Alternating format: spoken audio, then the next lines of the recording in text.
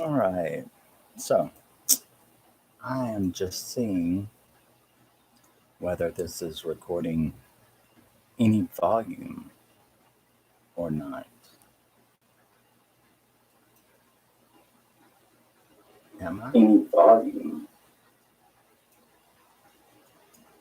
or not? Obviously it is. So I just finished.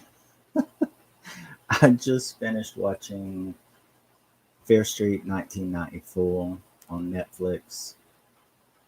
I pay for Netflix every month, and yet I think that's the first time I've logged into Netflix in about 3 months. I mean, I do that all the time, but then again, that's why I have 150 movies sitting here that I need to watch. Is I can't never do anything that I'm supposed to be doing. Yeah.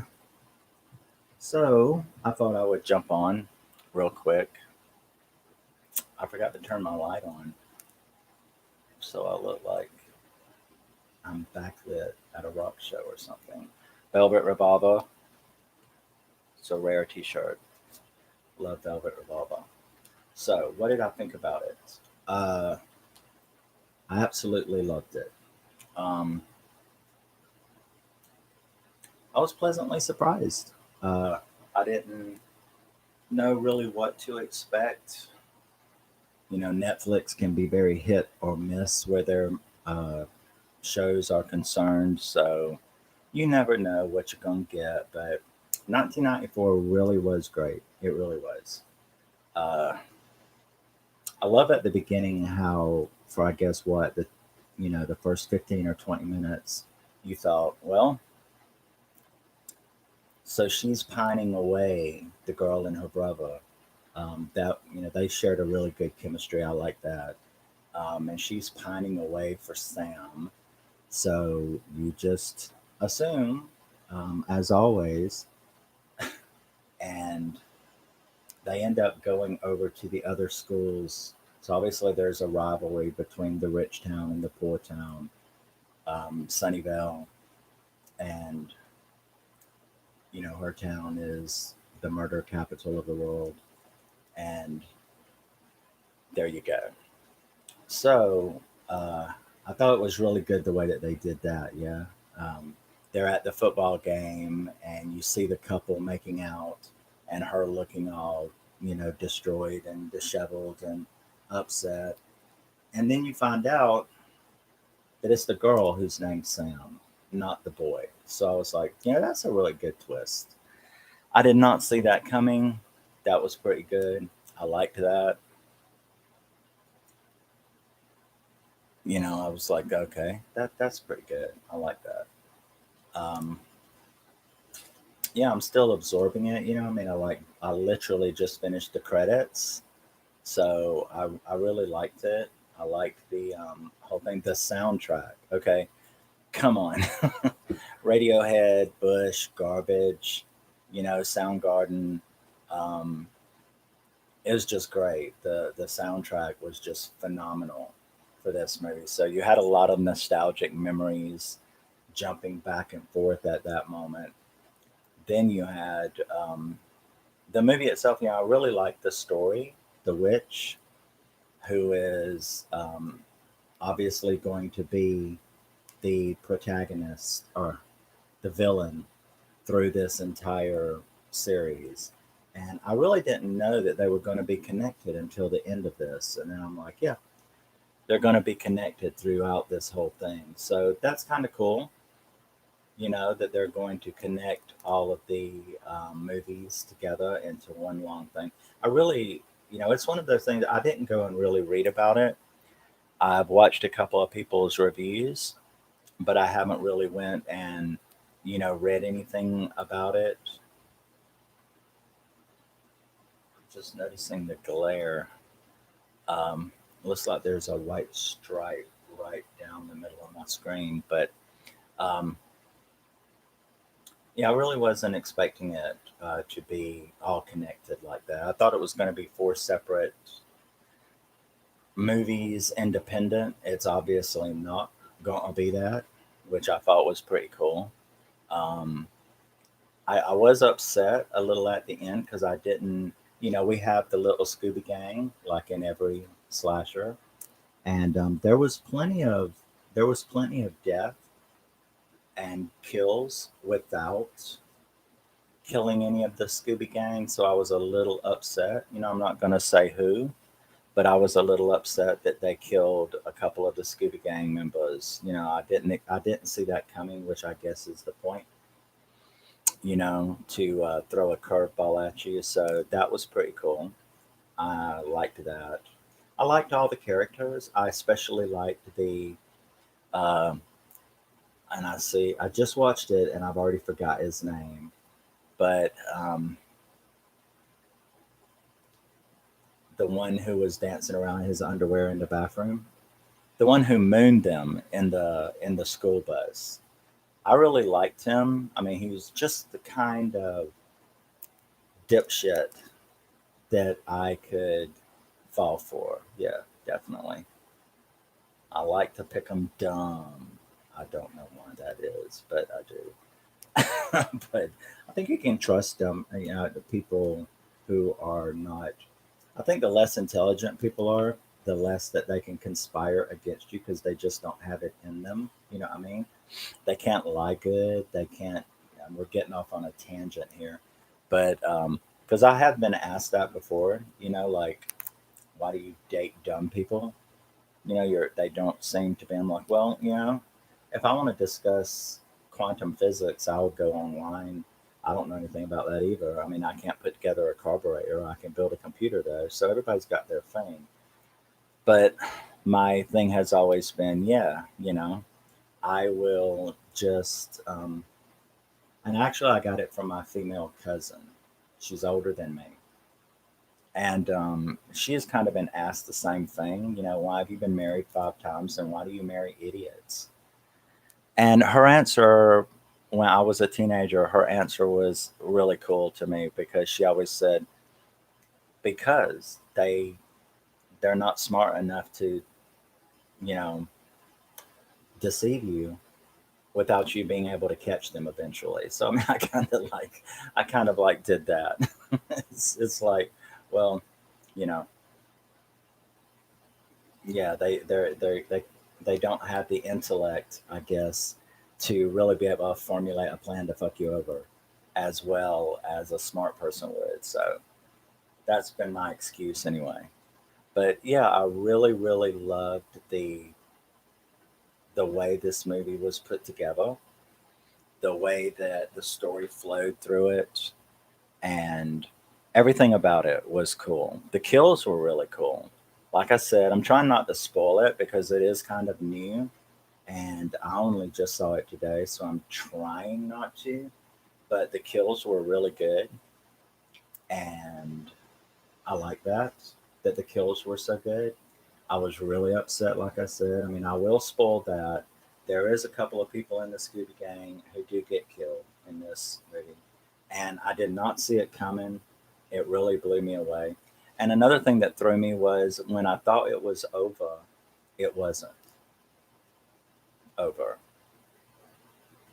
And that was another little cool thing. I mean, I thought, okay, well, it's done after the supermarket, and after they got home, everybody's going to live happily ever after. And it was like, no, we're not going to do that either.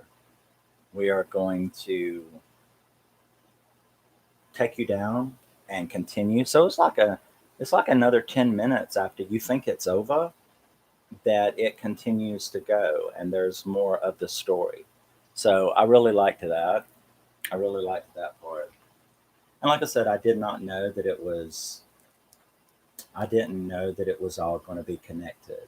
And I'm so excited for 1978, which I will probably watch here in a minute. But I wanted to jump on and give my thoughts on it while it was fresh and new. I love the acting. Cinematography was great. The different killers were cool. You know, that the witch has all her former killers are now her minions, and now she wants the new one to add to her collection of minions. And I'm like, there, we can do that. We can do that. And I think it's going to be good. I can't wait till the others. I'm really excited about the camp in 78 or 74. What is it? 78, yeah. Um, and I urge people not to go and like look up spoilers for it because I really did enjoy the twists, except for, of course, the two Scooby Gang. But I loved the way they dressed. I loved it. It was just like a big nostalgia trip for anybody watching this. And I think every one of them, except isn't one take place in like the 1600s? That's going to be a nostalgia trip for no one unless you're immortal. I mean, perhaps Lestat or someone is watching this and you were there at that time. But I think all of the others are going to be pretty nostalgic for people because that was a 1994 trip. Now, 78, I don't know how nostalgic that's going to be for me because let's face it, I was a baby. um, I mean, I'm not that young. I wasn't like an infant, but uh, I was like a young kid. I'd probably just heard, but I think I will probably recognize. I can't wait to hear the soundtrack, and I bet I will recognize songs that take me back to my little 5-year old childhood. I think I'm expecting to hear, I don't know, Bob Seger, ABBA, um, what 78, Kiss, maybe. I'm kind of predicting like what's going to be in the 1978 soundtrack. Uh, Kiss, Boston, maybe. Journey was out by then. They didn't get popular till the 80s, but they were actually out in the late 70s. Um, oh, Van Halen. I bet we're going to have Running with the Devil or something in the 78 one. But yeah, so I think that'll be neat. But I was like really impressed with this movie. Netflix can do you good, and then Netflix can make you close the browser. I mean, it's really hit and miss with Netflix. But I loved it. Um, I think my favorite character, who was my favorite character in '94? Uh, it would have to be that boy, the one who mooned people, because he was so stupid, but yet he was so nice and stupid. And I loved the purple. That was so. I never knew he. I noticed that he had like fingernail polish on. I didn't notice that until the supermarket. Um, but I love the way he wore that whatever the fuck that sweater was he was wearing in the supermarket after they changed. Where did he get that? Was that the lost and found clothes? Um, but the way he wore that purple sweater was hilarious because if even though it was an 80s thing, he did a perfect flash dance. If you knew the movie Flashdance and the craze where people would take a pair of scissors and you cut right here. You cut about 6 inches right here so that the shirt hangs open and you kind of like have your shirt hanging open. That's from Flashdance. That's where that became a big thing. I know because I wore gray sweaters like that to school, um, hanging off one shoulder. The gray sweatpants, that gray sweatpants and the sweatshirts that go with them. You would cut about 5, 6 inches right here so that they would hang open and be kind of ripped. And that was the flash dance look. So when I saw him doing that as like a nod to the 80s, that was fucking cool. I thought that was really cute the way he kept running around with half the sweater hanging off his shoulder. That was pretty cool. I like that.